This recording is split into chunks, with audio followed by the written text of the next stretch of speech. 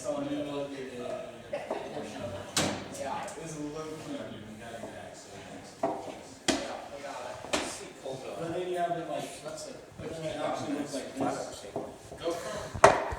Any other methods that you can think of on creating those O's? We got two. Yeah, to talk about, we got two. Scroll saw or possibly advanced. Cool, go from. I don't know, like, so then you cut it out this way, so you're cutting out the lengthways. Dude, All right. Cole, So it's gonna be what like are a you big saying? That's hard. So, The two. Cole, Failure.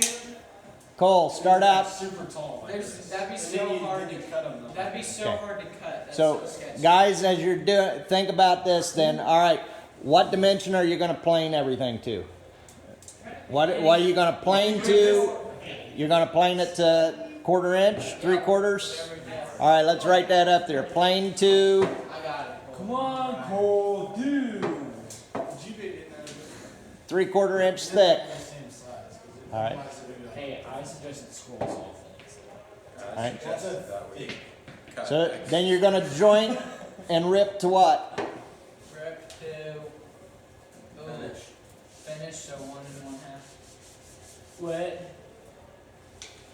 So you're going to joint rip to 1.5 inches. And how long are these going to be? So that 1.5 is going to be your width. So right now you got a board that's 3/4 by 1.5. And what's the length? 1 1/2. No. Then you're going to cross cut each individual piece to 1.5 inches. Cross cut, 1 1/2. Yeah.